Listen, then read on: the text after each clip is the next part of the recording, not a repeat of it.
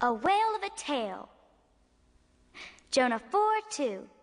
You are a gracious and compassionate God, slow to anger and abounding in love. One day the Lord spoke to Jonah the prophet. Go to the city of Nineveh and tell them that God has seen their wickedness, and they must stop sinning. But Jonah didn't want to go, so he decided to run away from the Lord. He boarded a sailing ship bound for Tarshish. But the Lord knows where we are every single moment. He knew Jonah had disobeyed his command, so he sent a violent storm over the sea. The wind roared and the waves crashed against the ship. The sailors were so afraid, they began to pray to their false gods. They even threw the ship's cargo into the sea to make it float better. But where was Jonah? He had gone below deck where he lay fast asleep.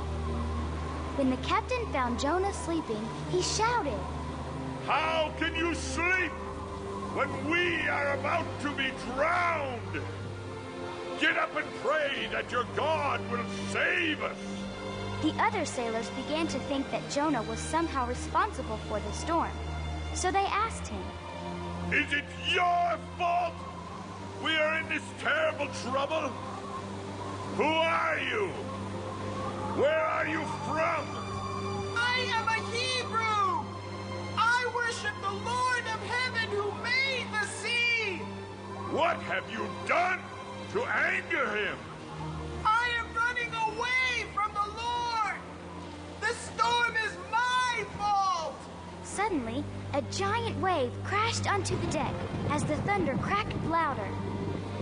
What can we do to calm the raging sea? Throw me into the sea, and it will become calm. But the men did not want Jonah to die, so they rowed even harder. But the storm grew wilder. Forgive us, Lord!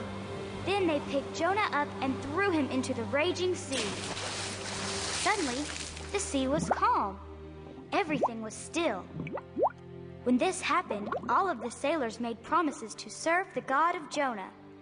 But poor Jonah was sinking deeper and deeper below the waves, until a great fish swallowed Jonah whole.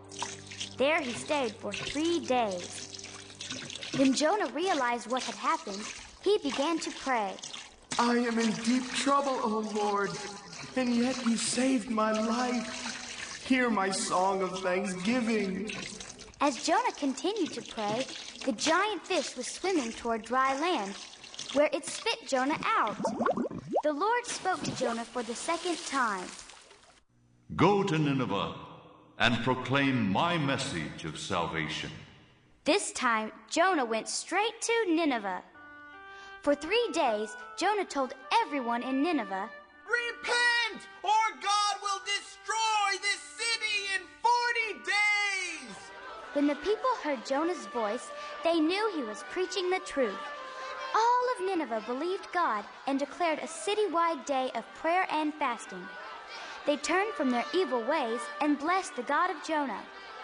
God was pleased with the people of Nineveh.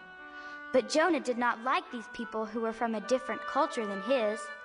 They were the very same people who had done terrible things to the Hebrews years before. This is why I didn't want to obey you. I knew you would bless these people, and I don't want to see them happy. How can you be so selfish? But Jonah went away to a place outside the city. There, he built a hut and watched what would happen to Nineveh. God caused a huge vine to grow up over the hut to provide shade for Jonah. Jonah was very happy. But then at sunrise, God allowed a worm to destroy the vine. When the scorching hot sun rose in the morning, Jonah was miserable. Jonah lashed out at God. It would be better if you just let me die. Do you have the right to be angry about the vine dying? Yes, I do. I'm so hot. How selfish you are. You are more concerned about your own life than you are about the lives of the 120,000 people in Nineveh who need a preacher to teach them. Jonah finally understood the importance of obeying the Lord and sacrificing your own life for the sake of others.